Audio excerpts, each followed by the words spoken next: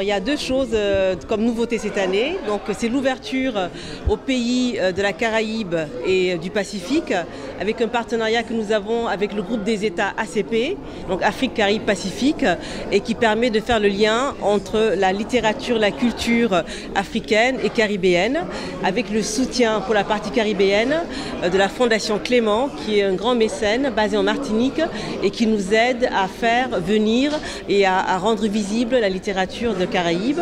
Et la deuxième nouveauté, c'est le fait de pouvoir faire un lien entre le livre et les industries culturelles et créatives, de pouvoir montrer que c'est le livre qui est la pierre angulaire de tout ce qui est mode, beauté, gastronomie, art contemporain, cinéma. Ce sont vraiment, le but, c'est de montrer que sans le livre, toutes ces industries culturelles et créatives ne seraient pas aussi visibles et aussi célèbres aujourd'hui.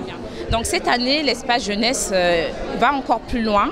On intègre vraiment la notion d'éducation à travers des ateliers ludo-éducatifs, à travers lesquels on aimerait vraiment transmettre aux enfants le plaisir et l'amour de la culture, du livre, mais surtout de la culture en général.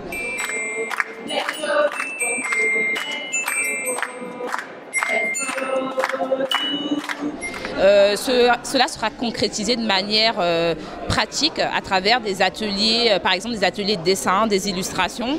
Nous, on fait venir des illustrateurs de revues, de magazines, de livres, de très beaux livres dédiés à l'enfance.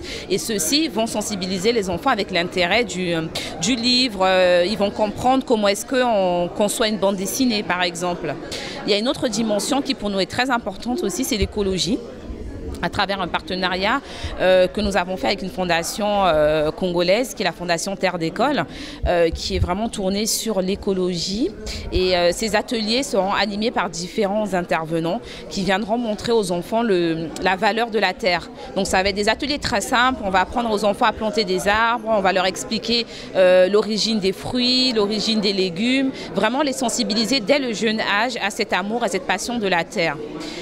L'autre volet concerne les publics plus grands, c'est l'espace jeunesse connectée. Là, nous organiserons des tables, des séances de conférences débats, des tables rondes avec des jeunes influenceurs, des jeunes entrepreneurs africains, d'Afrique et de la diaspora qui vraiment ont développé des activités autour du digital. Je prends par exemple l'exemple d'un entrepreneur qui est en train vraiment de faire son nom sur le continent, qui est Kailou Mumba. Il est le directeur de l'agence Totem, qui est une agence d'influence.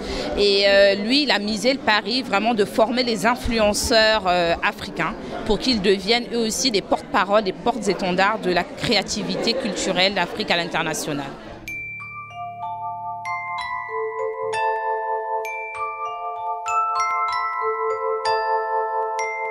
Le pavillon est plus francophone parce que nous, comme l'a dit tout à l'heure Yuma Fall, l'OIF est un de nos très grands partenaires. Maintenant, de pouvoir accueillir chaque année un pays anglophone, c'est de montrer notre ouverture aussi en se disant l'Afrique, il y a la partie subsaharienne, mais également aujourd'hui le seul prix Nobel africain, c'est un anglophone. Donc de dire qu'il ne faut pas oublier cette littérature anglophone et qui ne vient pas de façon naturelle sur Paris, puisque Paris c'est un pays, un salon anglophone, et nous on arrive petit à petit. Le Nigeria n'était jamais venu au Salon du Livre de Paris, l'Afrique du Sud n'est jamais venue au Salon du Livre de Paris, et donc c'est grâce au pavillon que chaque année on ramène la littérature anglophone sur le Salon du Livre de Paris. Donc on est ravis d'avoir signé un partenariat avec l'Institut du monde arabe, qui grâce au président Jack Lang nous permet d'avoir accès assez facilement à tous les auteurs. Il nous a mis un conseiller spécial qui nous met en relation avec les auteurs qui ont de l'actualité. Lui-même, il viendra s'exprimer sur le pavillon. Et puis, ça permet à tous les auteurs du Maghreb de pouvoir venir sans être pays partenaire du pavillon. Croire en l'Afrique, c'est croire en sa jeunesse et lui donner les moyens de s'épanouir.